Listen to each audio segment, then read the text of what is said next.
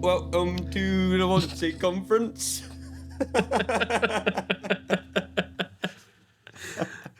Oh, Zach God. is not amused. He's heard this joke before. Anyway, welcome to Cookie Pocket. We're Zach and Christian and Mitchell. And how are we doing today? Doing pretty well. Oh, yeah. we're making some bad decisions. Oh, how are we doing? I thought you were asking us. What are we talking about today? Oh. As if we were the characters in the movie. Oh. I'm doing okay, Mitchell. That seems the long and the short of it. We're okay. Okay, all right. I'm doing good too. We're talking about 2001 Conspiracy, which is an HBO docudrama thing, and it's got a slew of top-billed British actors of the period and period following in it, and yeah, it's basically just a dramatic / kind of documentary, kind of HBO feeling kind of movie about the Wannsee Conference, which was the conference to decide the final solution in World War II. Which we for some reason Mitchell keeps bringing us back to the Holocaust, back to controversial things, so we have to tone down how much fun we're having. But I disagree with this sentiment, and we're still gonna have fun because we like to have fun here. Yeah. But what did you guys think about the film? Well, I actually enjoyed this a lot more than I expected to, because I don't think it's any secret that I've not always been the biggest fan of some of your World War II oriented picks for the show, Mitchell. And when I saw that this was made for HBO, I kind of thought, oh, okay, this is probably going to be like okay, but I was predicting like Silent Night level territory, which we covered a couple Christmas specials ago.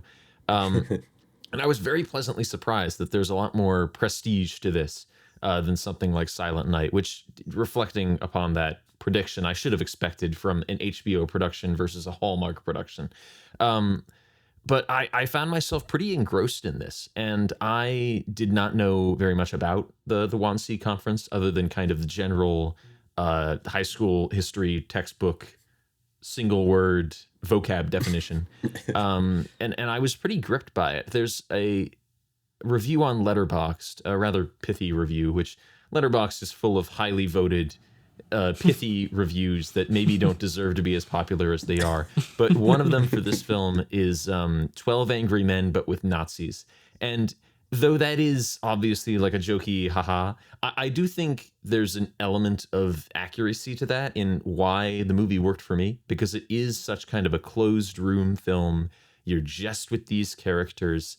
And for me, at least, I liked the way that it approached kind of the Nazi mindset in the war from so many different kind of very normal, commonplace angles. Because looking back on World War II and the Holocaust and the final solution, it's very easy for us now to label that horrific, a horrible atrocity. But on some level, you have to think that for the people who were doing it at the time, a lot of them probably got into a position where it was kind of just their job and they went to work.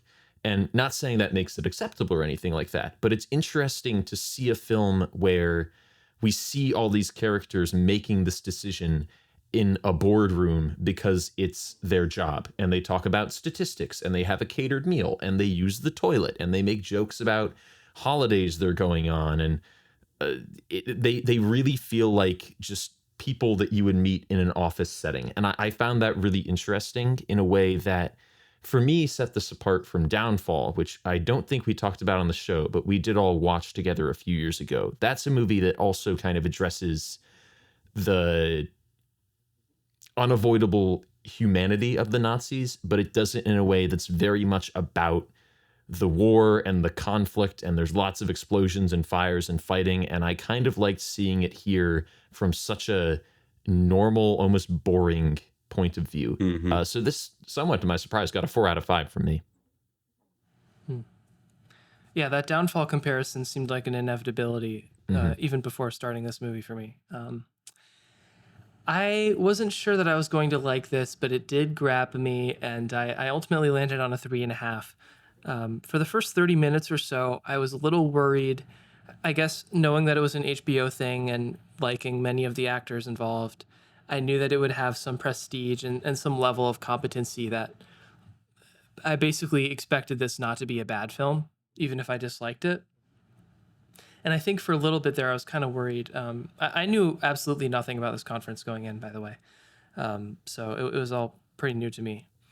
We've talked about a lot of World War II films on this podcast, and outside of the podcast, we've seen more still, in part because of Mitchell's preferences. Sorry. And I hesitate to make too much fun of him for that because it's such a morally dense time where big philosophical and humanity-based questions are asked and provoked because of the situations, the dire situations that are brought forth by the conflict. So, and this film is a very different film from, say, Where Eagles Dare or the freaking Sound of Music, for goodness sake. So, it felt a lot like a play to me in ways both good and bad.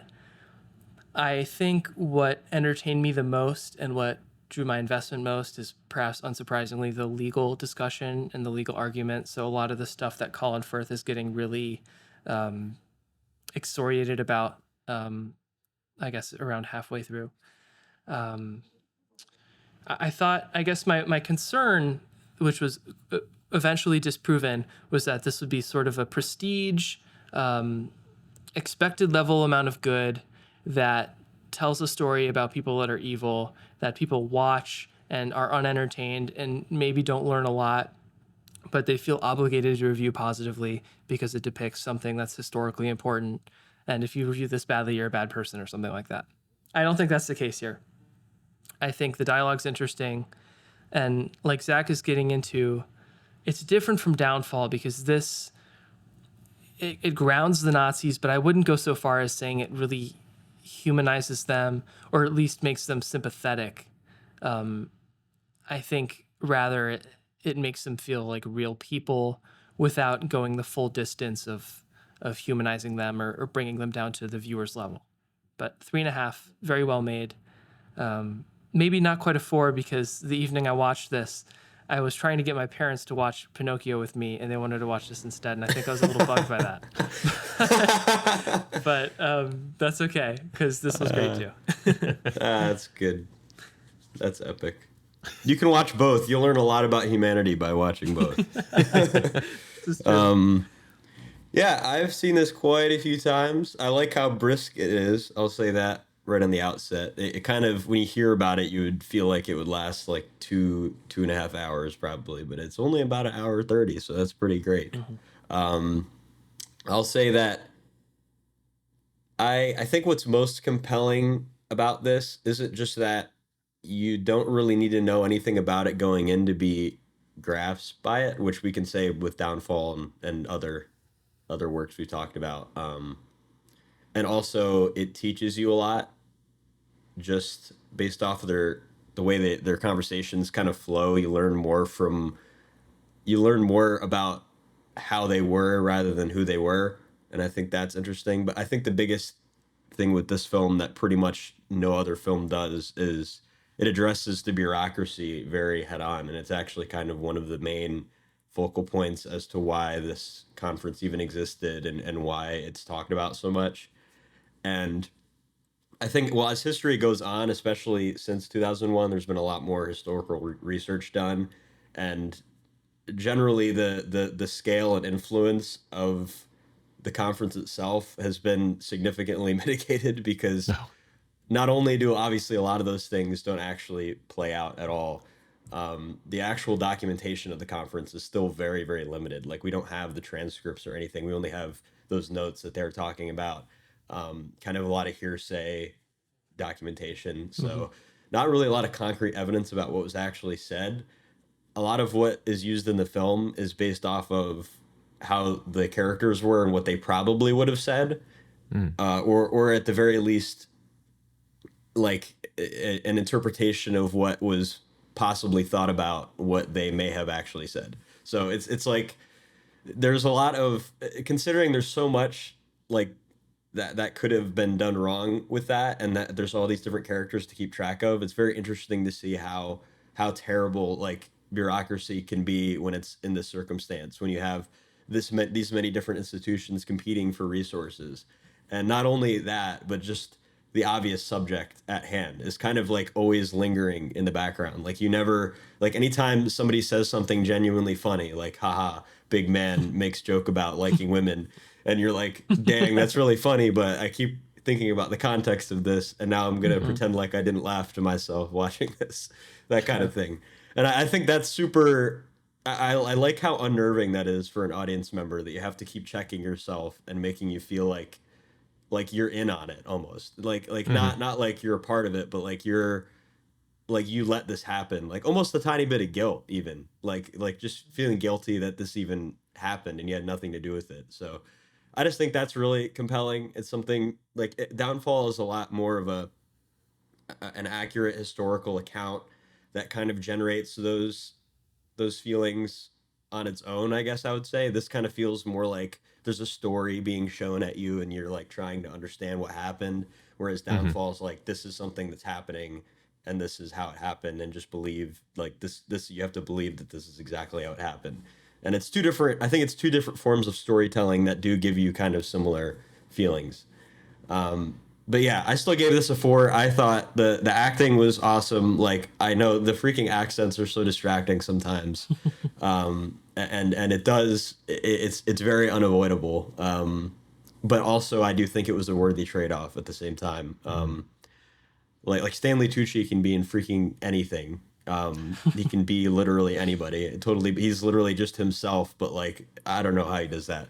And then Kenneth Branagh obviously was like pretty much a show stealer whenever he'd interrupt the conversations and everything. But what were you gonna say, Zach?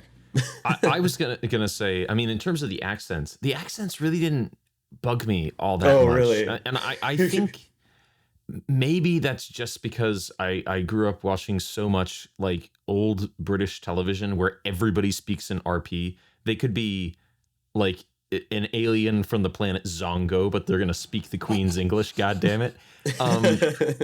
So I'm just kind of used to that. Like everybody is gonna speak in a British accent.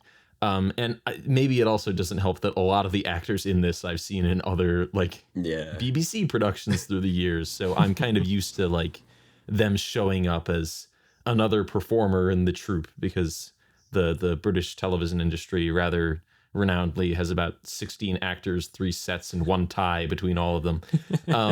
So that didn't really bug me. I think maybe if Stanley Tucci hadn't been putting on an accent and he spoke in like his standard voice and everybody spoke in their standard voice instead of everybody doing RP, that probably would have.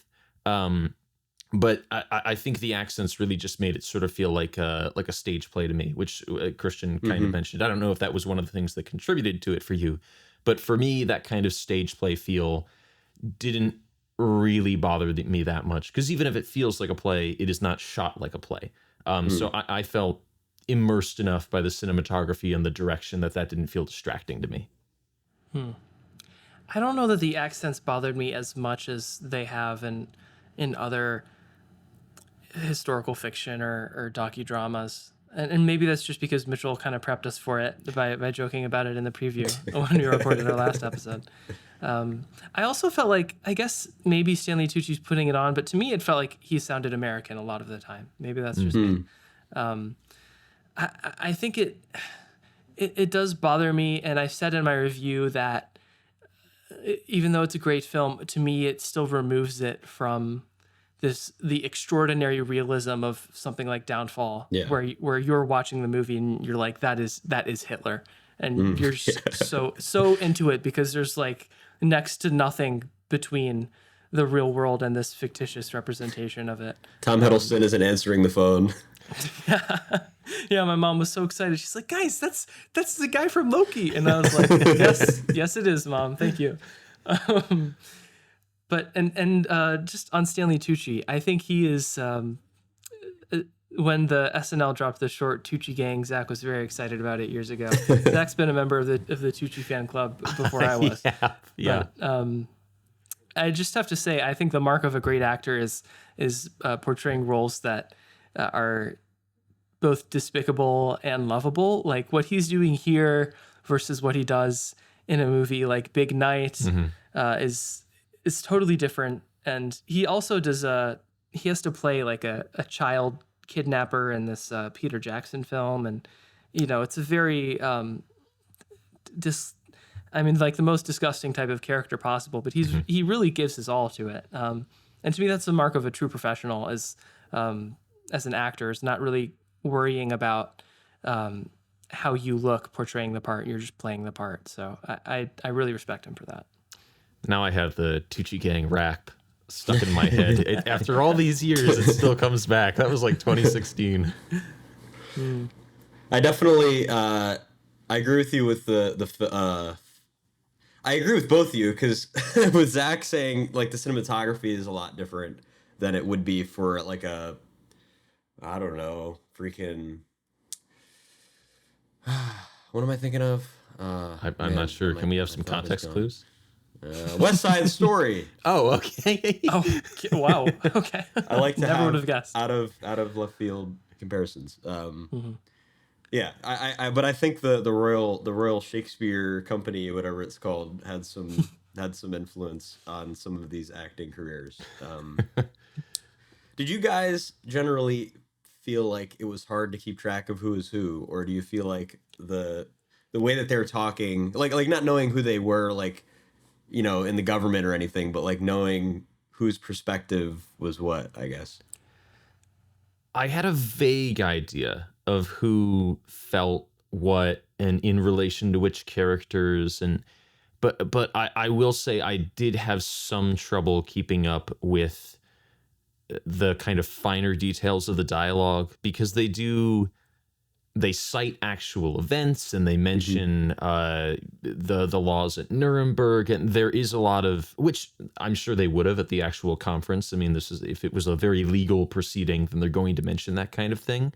And it was certainly relevant to the party at the time, obviously. So they're going to make mention of that. But amongst all of kind of those cited examples and people mentioning very specific things in their perspectives, I did kind of lose track, I think, of the finer details, which maybe would have left me with more of an appreciation for conflicts between specific characters, because obviously there's the Kenneth Branagh and Stanley Tucci are at the head of the table, and Kenneth Branagh is very much dictating the meeting, and there's various points where people kind of fire back against him.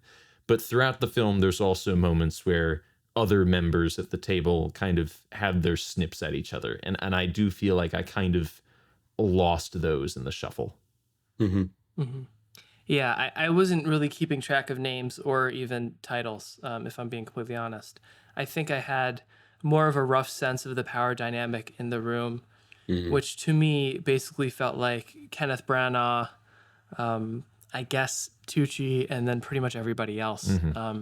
And there are a few that kind of remain silent. I think it's interesting to see each of their purposes in being there as the conversation sort of moves forward. Like the younger, gosh, I don't even know what his rank was, but there's a scene where Branagh approaches the younger guy and is sort of playing to his ego. And then later on in the conversation, he asks him for his opinion. And to me, at least, I read that as an attempt to infuse his argument with more legitimacy, more so than it was any sort of respect to the kid. I can't remember what his rank was, but he was a soldier, major, I think. Yeah. Yeah. Beyond that, I don't know. And just like one last quick thing on the accents, I think the other reason it bugged me less is because there's no representation of the Americans or the Brits or anyone else on screen. That's true. So if there were like Allied forces speaking with the same accent, it would certainly bug me a lot more. But since it's all Nazis, I think it did just kind of wash over me. That was, I remember that was one of my big complaints about Where Eagles Dare when we watched that, is that everybody in that movie speaks English. And even when they're meant to be speaking German to the Germans, they just speak English. And when Clint Eastwood is meant to be tricking them while wearing a uniform and speaking, he doesn't like put on an accent or anything. I remember that really bugged me. I will say, of the characters at the table, characters representing actual people, the one that I came away most fascinated by and eager to do some additional research that I didn't actually do on, is there's a character. He wears like a purple suit. He's an older man. He's a doctor.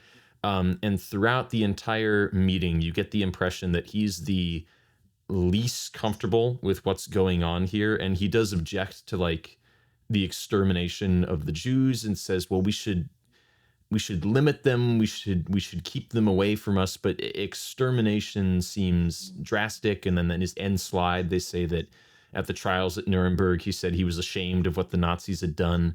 I certainly came away interested in that man's perspective and whether or not that's in any way accurate to what he may have actually been like and his actions during the war. Mm-hmm.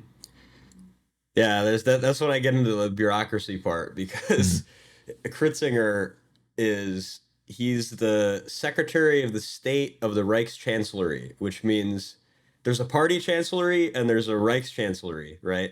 And there's also there's the SS, there's the SA, which more or less superseded the SS, or sorry, the other way around. The SS superseded the SA. And then under the SS, there was the SD, who Heydrich was in charge of, and then there was the Gestapo, which we all know about, obviously.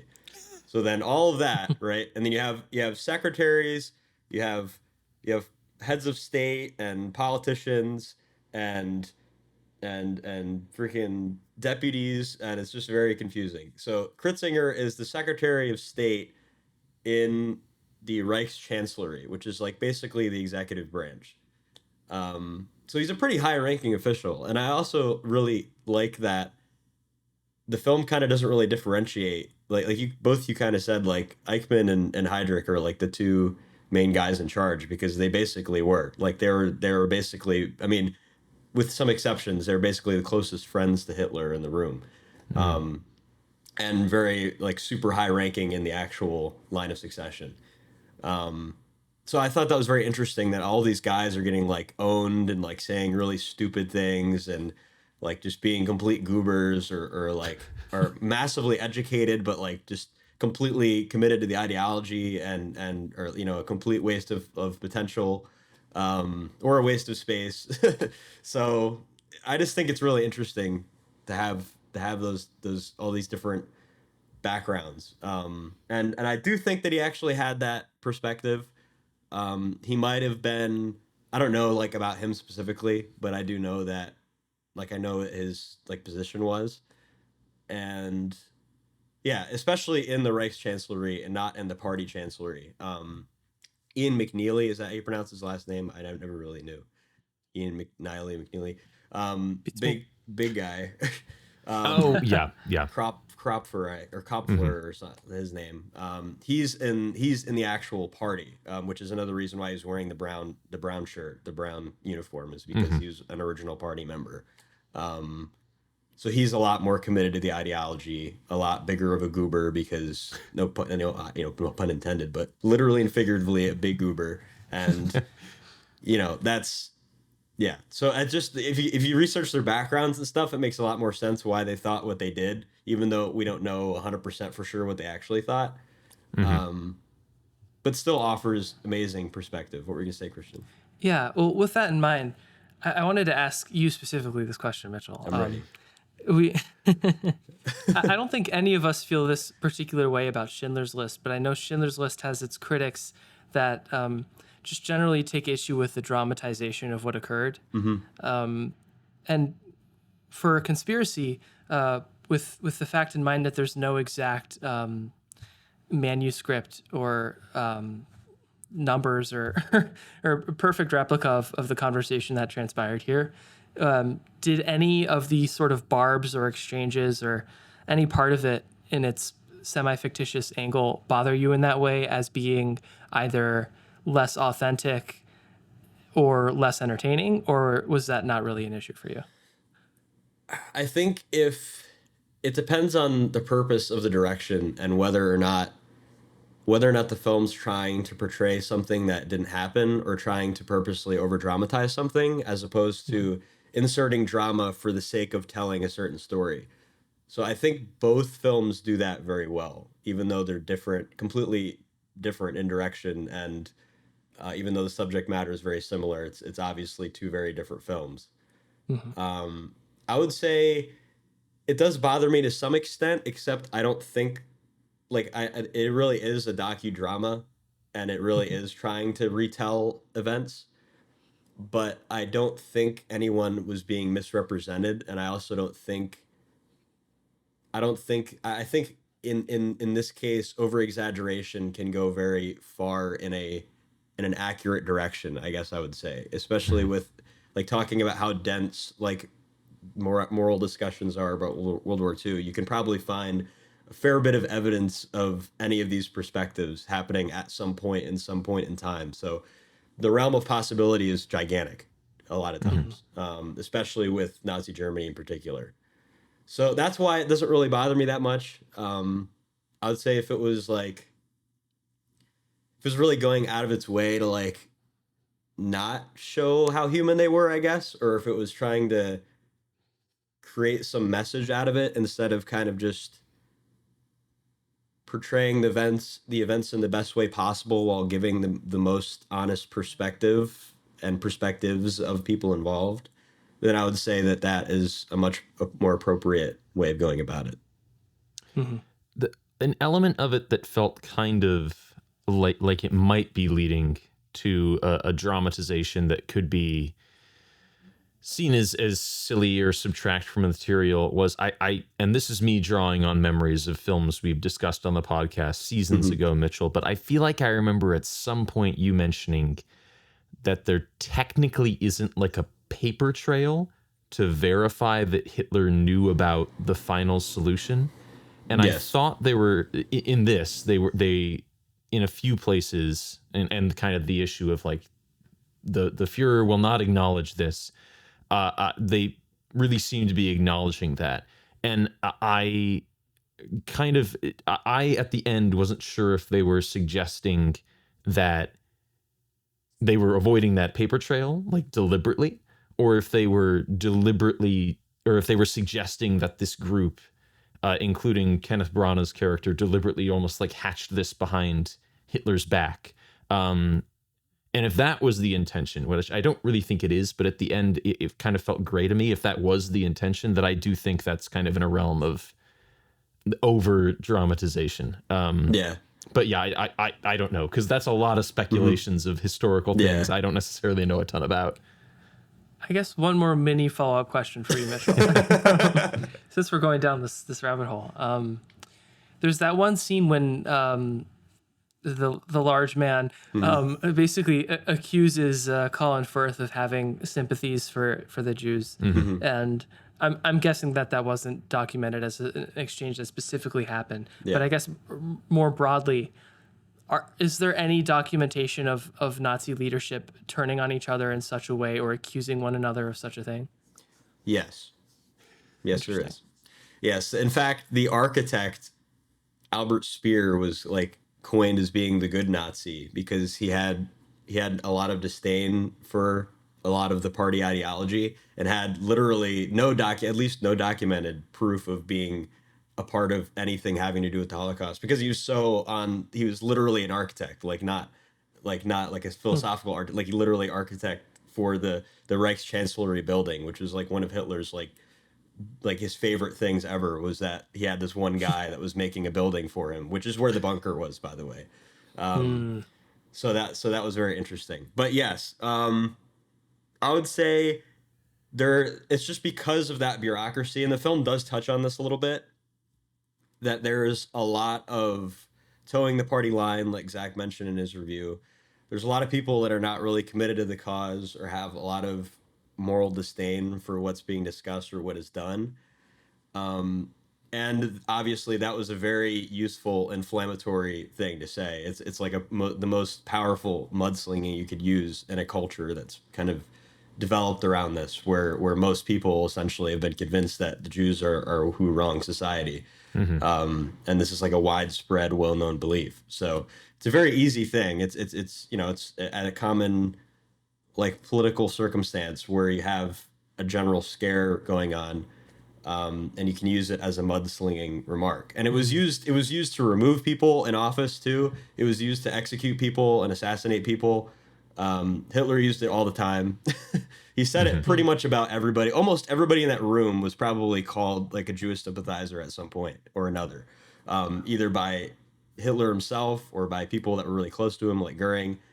I would say an interesting comparison I'll make too with Downfall is that a lot of the people in Downfall were very committed and responsible for what they were in charge of. This is kind of like a group of people who happen to be in these positions of power that have to make some sort of influence, and their opinions are a lot different. There's a general strong commitment in Downfall in the bunker because Hitler trusted all of these people the most, obviously. So they tended to be more documented as being insane, as being like completely fanatical, being in charge of things that actually mattered. Like Heydrich was a super well-known Nazi. He was arguably, in terms of like actually promoting the ideology and implementing it, he was arguably worse than Hitler in terms of implementing policy, and having it actually be accomplished, especially revolving around the Holocaust. But yeah, like all those generals and everything that were high up in the military, in Downfall, and Himmler, and they were all like completely 100% devoted to Hitler.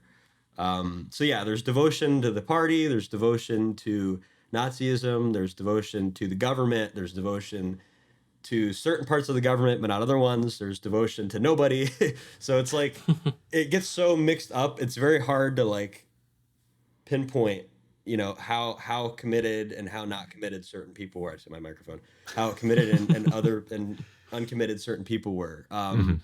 But yes, there was, I don't know if that exact exchange happened, but those exchanges definitely 100% happened. There was 100% people, both like privates. There was people in the SS that were documented as generally not being committed to the cause, or like showing like documented hesitancy or something, or writing in letters is usually a pretty big form of documentation. So then again, history is written by the victors. So obviously there's a lot of like, we try to show if there's anybody good in this organization, like, is there any evidence? There's a lot more research kind of trying to find the contrary. So that's a little bit of a historical bias there, but yeah, I think I'm trying to go back to what Zach was saying earlier. You were talking about. Yeah, can I go back to what I was saying? I'm trying to think if I remember. Try to. I went on a big tangent. What did I say? Oh no. Well, Christian, I was going to mention that I do think Ian McNeice is the actor you mentioned, Mitchell, and yes. I do think you had said that a lot of the people who were at this meeting historically kind of were people who just happened to be in positions where they needed to be there to make this decision, and I think his character is really vital to that representation, because more than anybody else at the table, he's kind of laughing off a lot of it. He seems more interested in the food than the actual context in the meeting a lot of the time. And I was particularly struck by his performance because the main thing I know him from, other than this, and he plays like an undertaker in the film adaptation of Alan Moore's From Hell for like one scene. But other than that, I mainly know him for playing Churchill in an episode of Doctor Who in 2011. So this is way the other side of the needle. And also the revelation in kind of the end sort of credits where they discuss what happened to each person, that he became a tax advisor and died in 1987. More than any other person on that table, that revolution kind of bowled me over, because I think especially for people our age, it's so easy to think of World War II and the Nazis as being something that happened a long time ago before we were born. But like, by the time this guy died, my dad was in his 20s.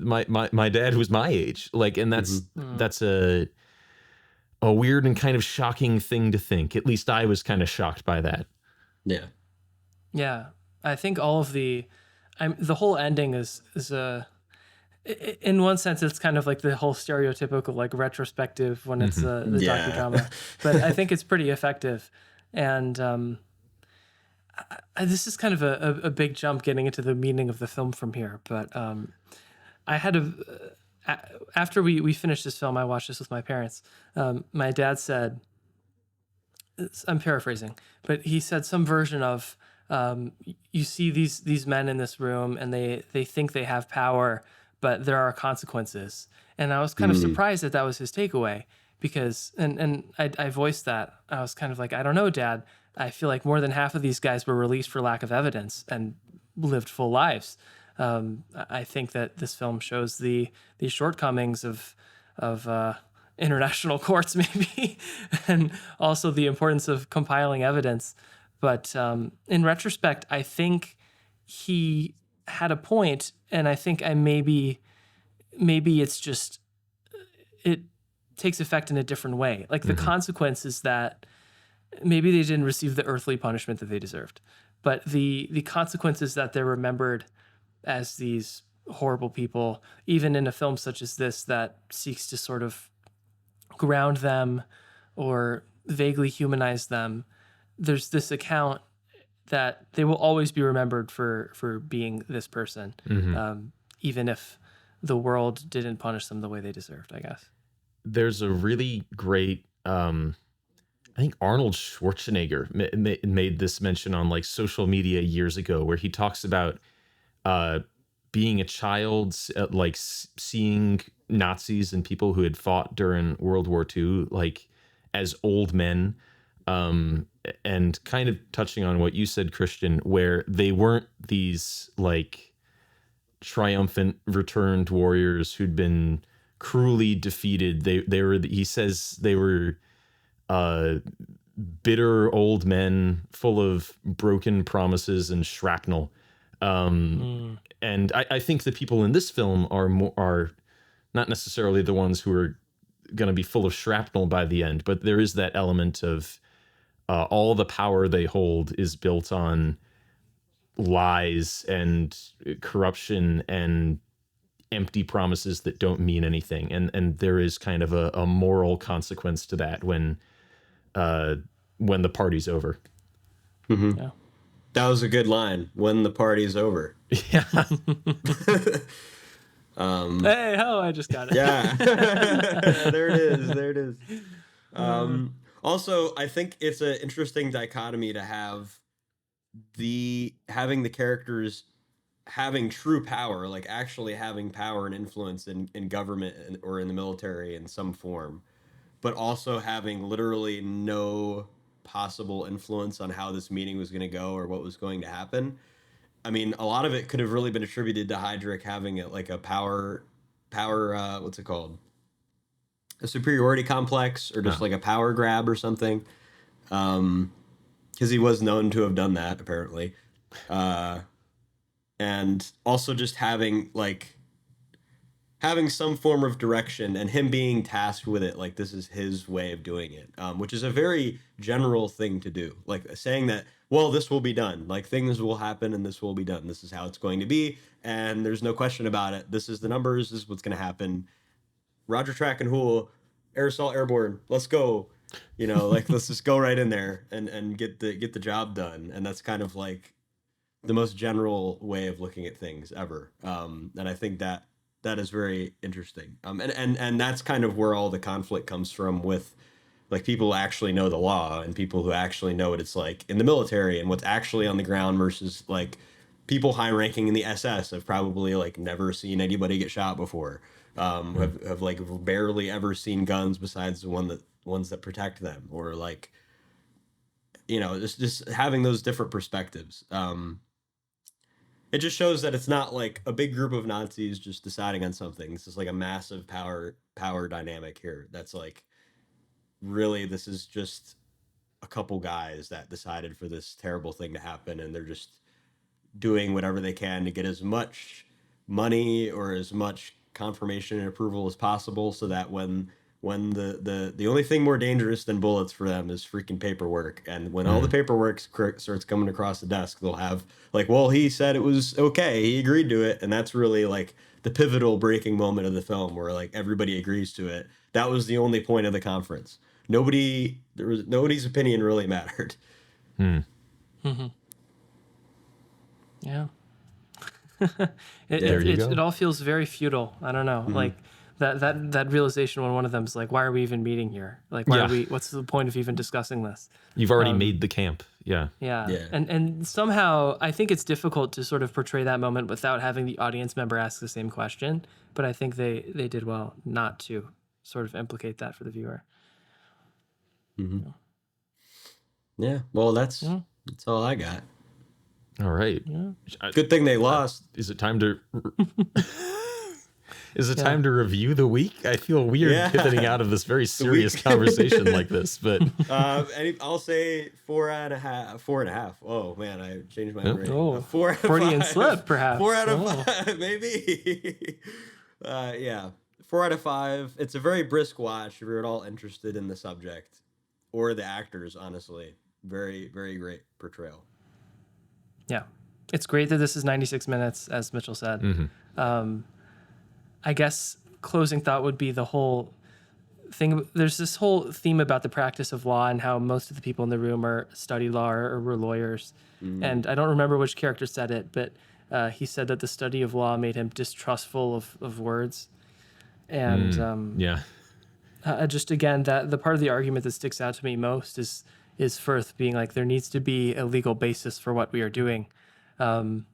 Which is already kind of hilarious because he's like, I wrote the law.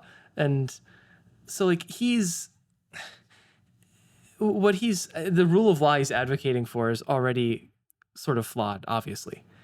But just seeing the fact that no law is immune to despotic men, I think is a great little theme there. 3.5. Yeah, 4 for me. I'd absolutely recommend this. And I think if they could get away with it, I would recommend a lot of high school drama teachers maybe show this. Because I feel like if I'd seen this in theater in high school, I would have loved it. It would have bowled me away.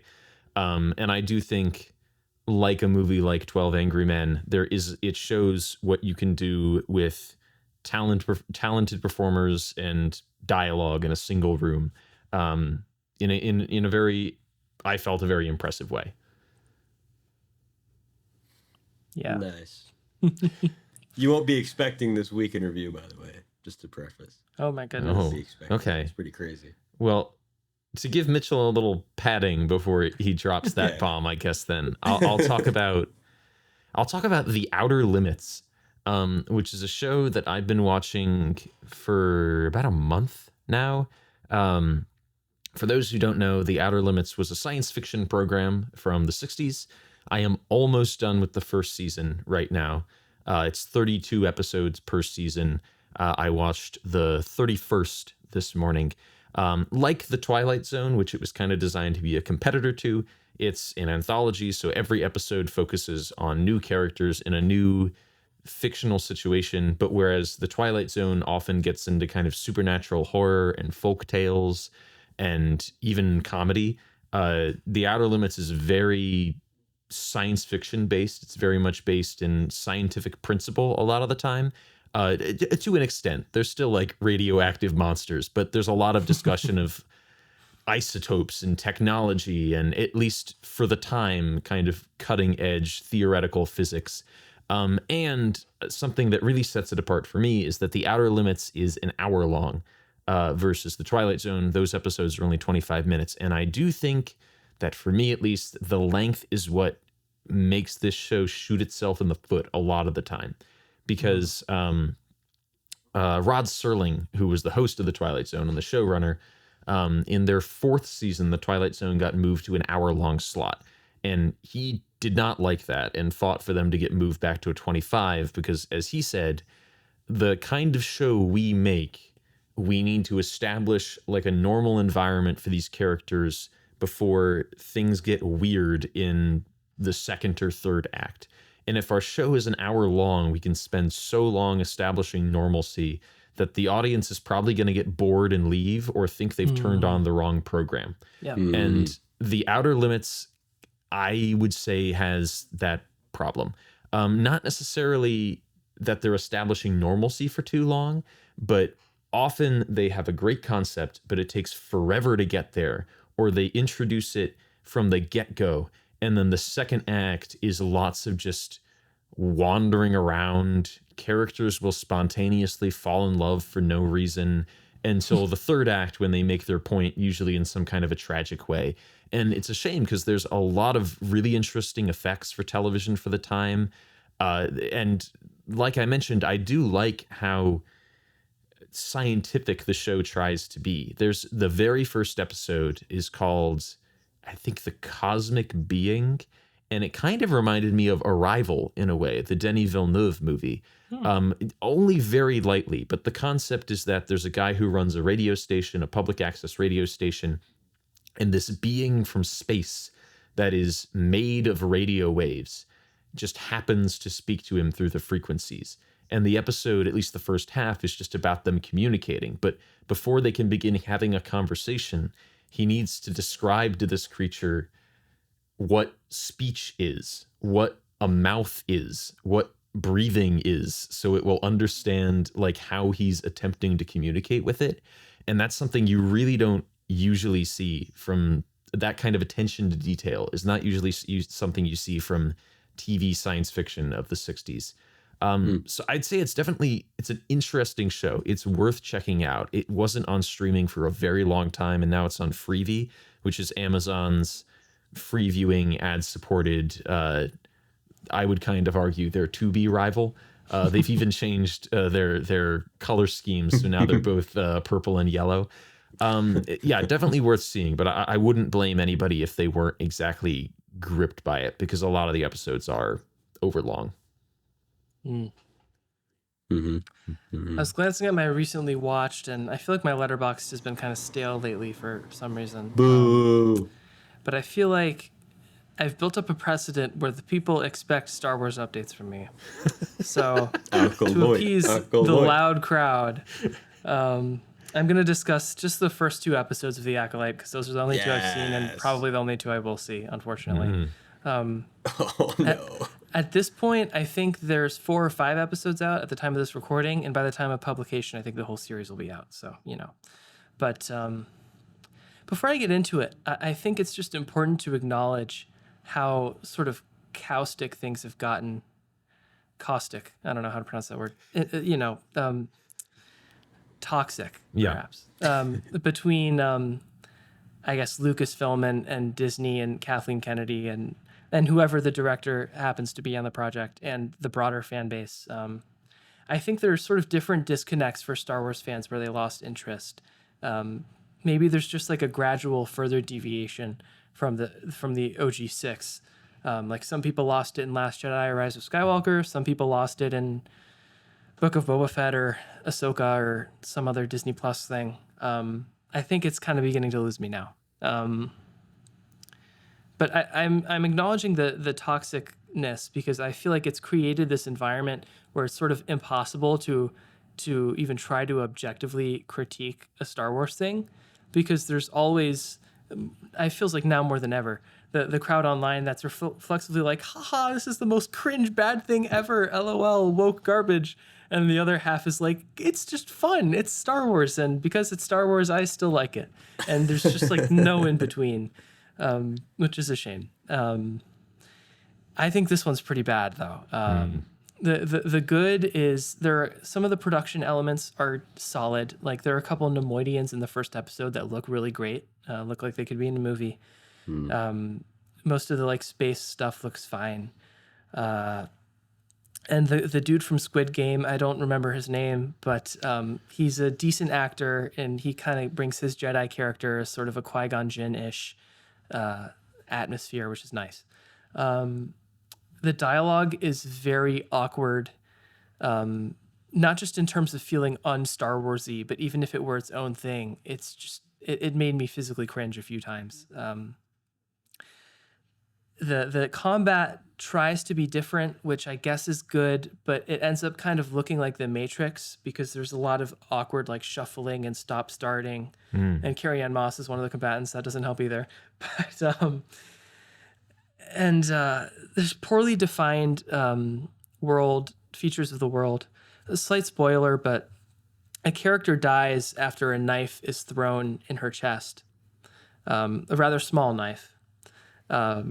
Meanwhile, other shows that have debuted on Disney Plus depict characters getting stabbed through the torso with a lightsaber, and then they're healed and fine in the next episode. So there's a level of discontinuity that just means things don't really land, and it's just not very well written. And I don't think I'm going to keep watching it. There's a real ambivalence to me.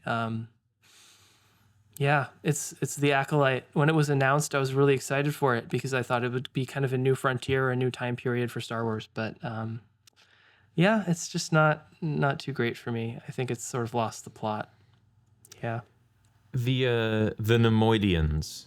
I have not watched this show, but I did hear that there was some kind of discussion of we're gonna have the Nemoidians in this show, but we're going to stray away from the blatant stereotype that they were based on in the prequel trilogy. Are they different in this? Yes. Okay. Well, then it has to be a 5. And I, for one, miss Newt Gunray, damn it.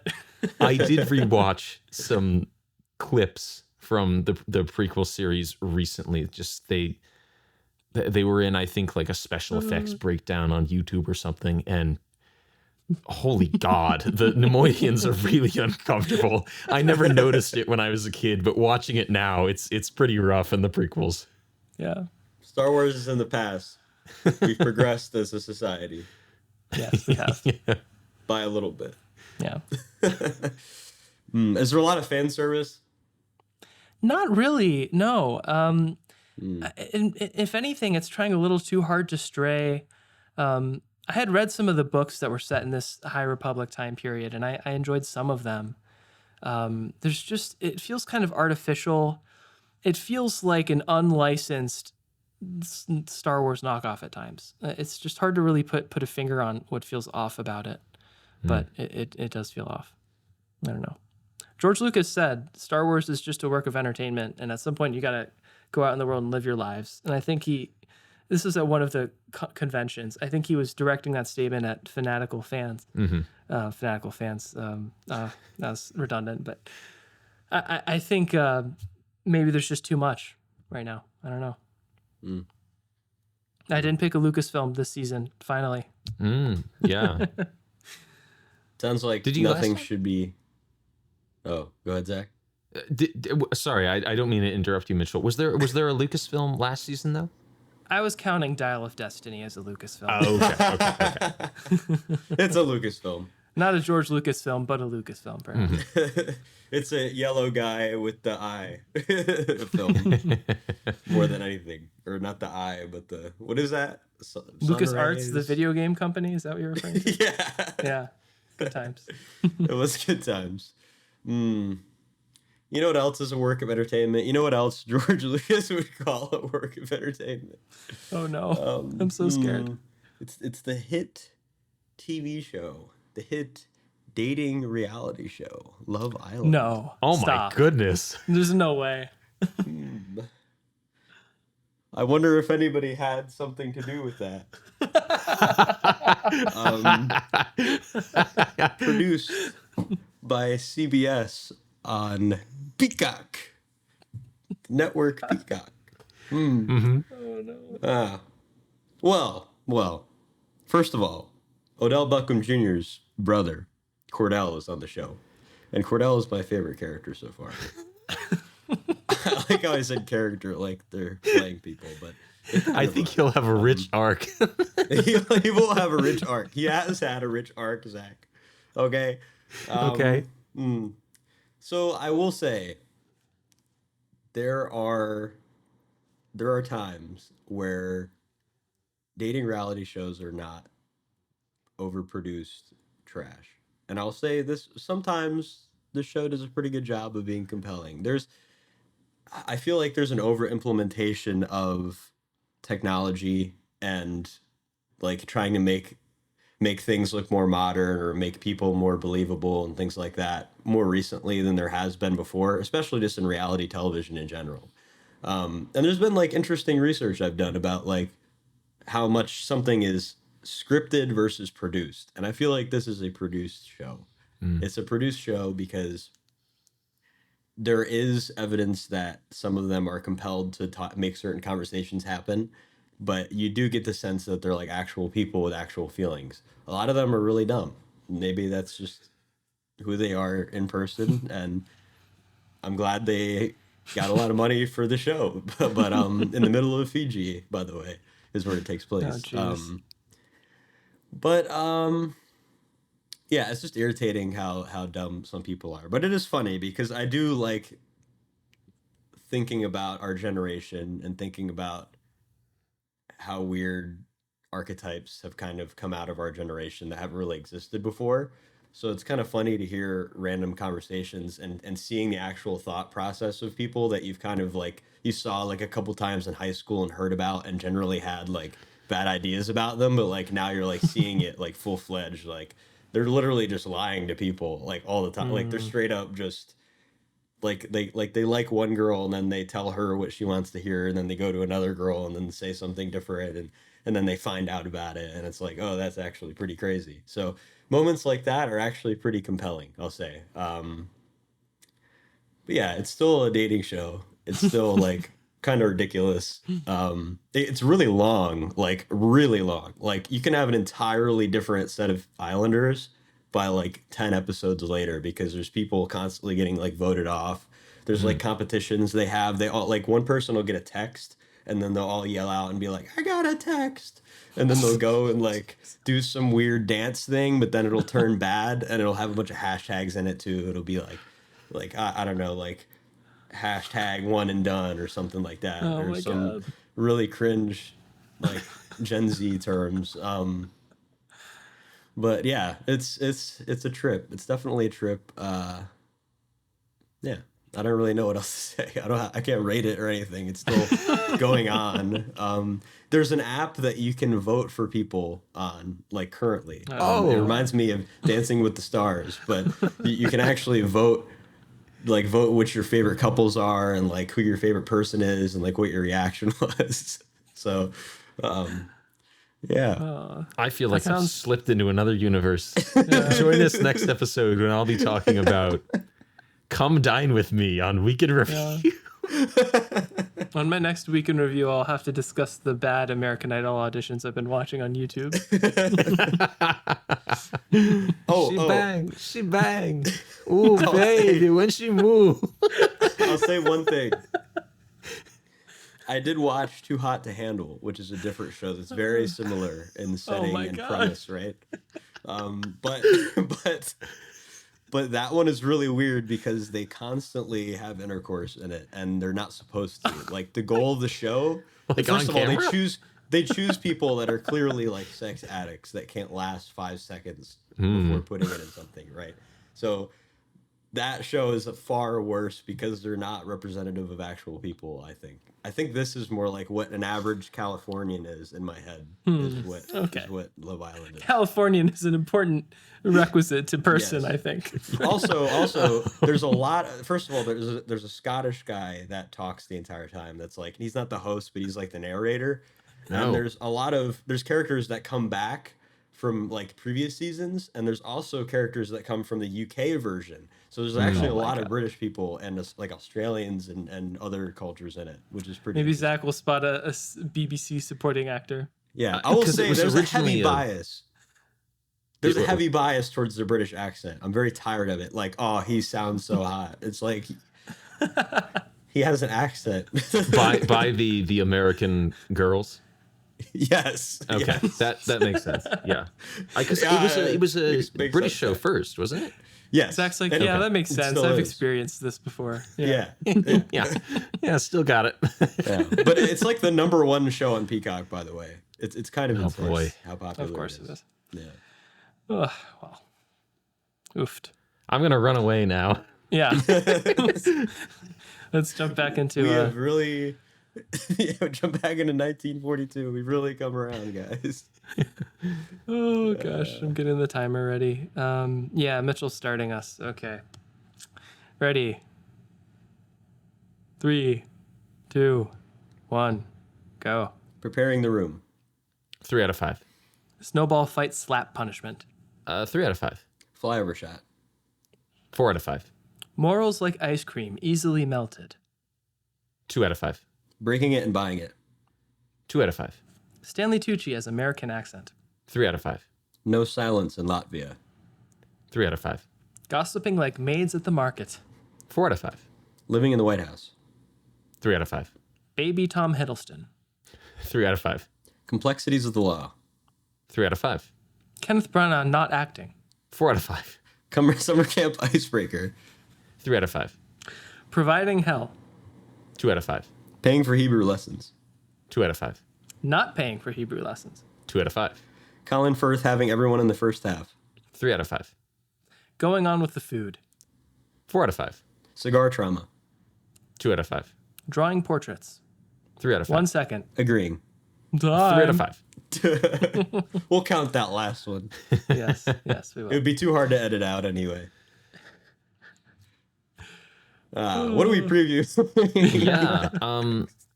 So far we've talked about 2 of my films on the show this season. We've talked about All That Jazz, which we all generally liked, some of us more than others. And we have talked about Sgt. Pepper's Lonely Hearts Club Band, which we all disliked pretty much equally. But you know what? I'm just sick of us agreeing, and I am nothing if not a glutton for punishment. So it's time to break out the spaghetti and the ketchup, because we're going to Italia next episode. Because we're going to talk about Inferno, directed by Dario Argento. This is a pseudo sequel to his film Suspiria, which we talked about back in season 2, and is probably one of my favorite Italian horror films. I rewatched this recently and really, really loved it, especially the score. I'm not going to gush about it too much right now because I'll be doing plenty of talking next week. But check out Suspiria before our next episode if you want to be informed. Check out Suspiria and Inferno before our next episode if you want to be informed going in. That's Inferno 1980, directed by Dario Argento. I'll admit my chagrined response is subdued by the Jim Carrey-hued intro you just gave us. We'll see how this one goes. Maybe it'll be a conciliatory 2 at best.